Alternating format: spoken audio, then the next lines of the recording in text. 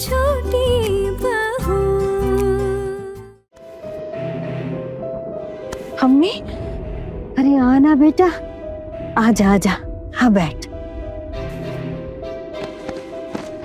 आराम से बैठ। मुझे पता था तू महके आई है तो मुझसे मिलने जरूर आएगी। तुझे याद है आना बेटा, शादी से पहले कॉलेज से आते जाते तू मेरा कितना ख्याल रखती थी। अम्मी, पानी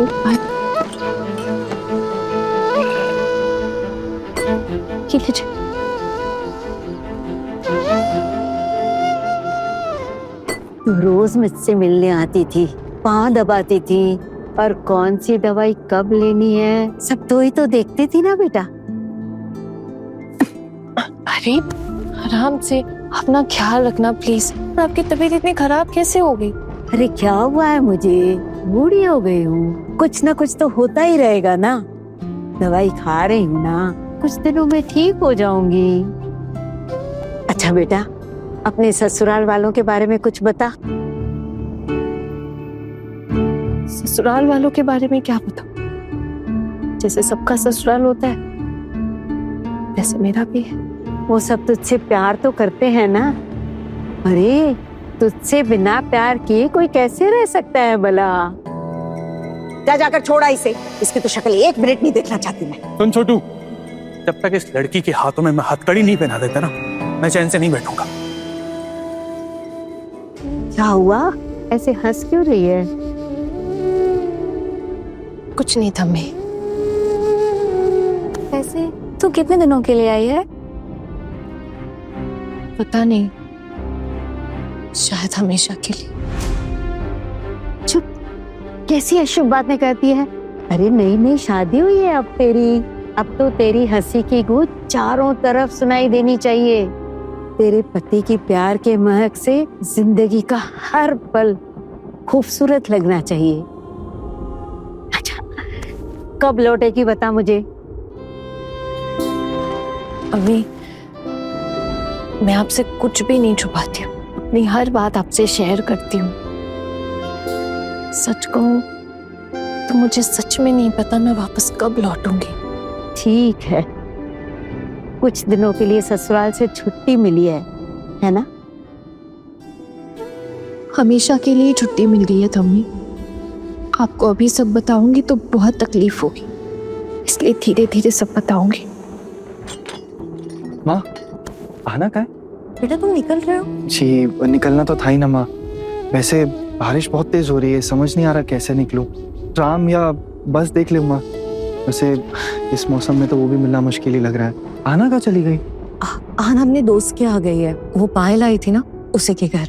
अच्छा, घर आते ही मोहल्ले में घूमना फिरना शुरू कर दिया। सही है? नहीं बेटा, तुम गलत समझ रहे हो।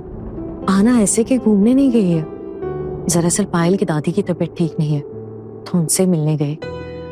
उनको बहुत लगाव है आना से।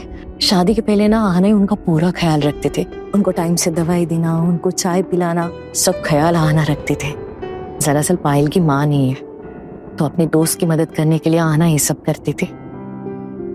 जैसे यहाँ आई और उसने सुना कि उनकी तबीयत ठीक नहीं है तो खुद को रोक नहीं पाई। माँ, हाना ने दवाइयाँ हमेशा ठीक ठाक ही दी है ना? मतलब कभी कोई प्रॉब्लम तो नहीं हुई? अच्छे से देखकर सुनकर ही दी थी ना दवाइयाँ? ऐसे क्यों पूछ रहे हो? नहीं, मैं ऐसे ही पूछ रहा था, कुछ सीरियस बात नहीं। बहुत समझदार है मेरी आना। तुम्हें पता है, सिर्फ पायल की दादी नहीं बल्कि मोहल्ले में अगर किसी की भी तबीयत खराब हो, कोई बीमार हो, किसी को चोट भी आ जाए ना, तो आना सबका ख्याल रखती थी। मेरे पति गुजरने के कुछ साल पहले से बीमार रहते थे तो उनका ख्याल रखते रखते आना ये सारी चीजें सीख गई थी। तुम बैठो बेटा, मैं आती हूँ।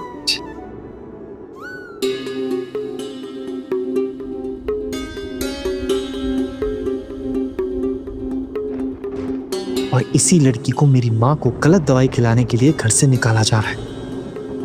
हाँ ना, अगर तुम सच में इतनी अच्छी हो तो तुम्हारे साथ तो गलत हो रहा है ना। लेकिन वो नींद की दवाई माँ के कमरे में पहुंची कैसे, कुछ समझ ही नहीं आ रहा है। जब तक इस बात का पता ना लग जाए मुझे चैन की नींद नहीं आएगी। पर मैं इतना जरूर जानता हूं कि आना निर्दोष है, बस कुछ कर नहीं सकता। मैं कैसे रहूं अब आना के बिना?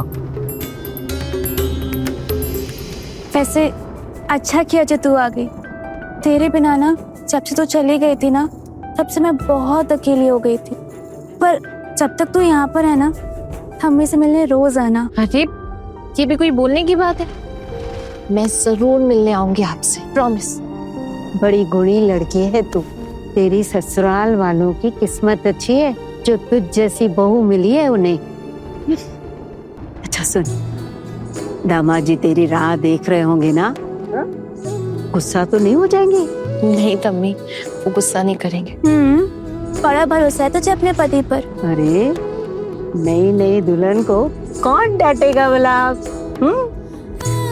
ठीक, कैसे शर्मा गई। तम्मी आइए, आप लीजिए। मैं ख्याल रखना बेटा, फिर आना।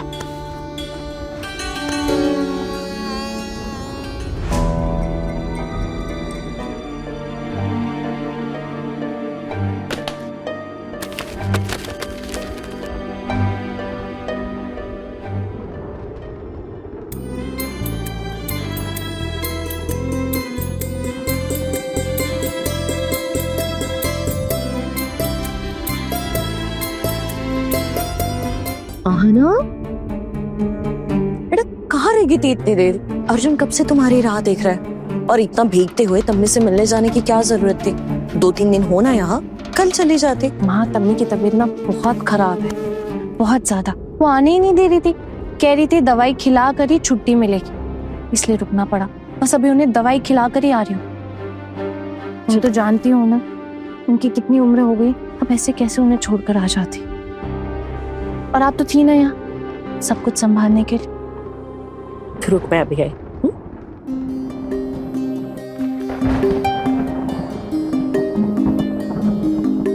ऐसे बारिश बहुत तेज हो रही है बाहर। हाँ, गली में तो कमर तक पानी बढ़ गया है। पानी कम होने तक आपको रुकना पड़ सकता है।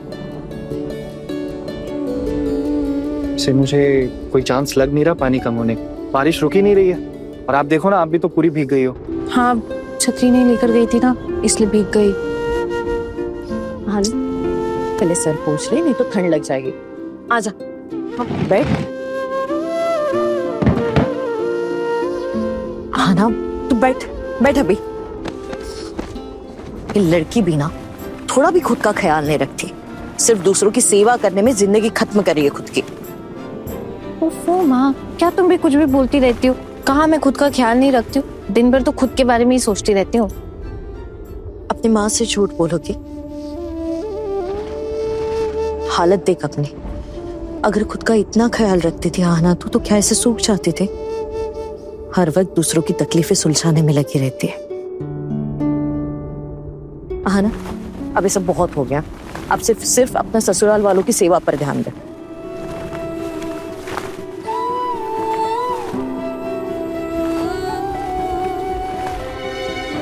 माँ, तुम भी ना पता नहीं क्या समझती हो मुझे, जैसे पता नहीं मैं कौन सा मसीहा हूँ। वैसे हर कोई ऐसा थोड़े ना सोचता है।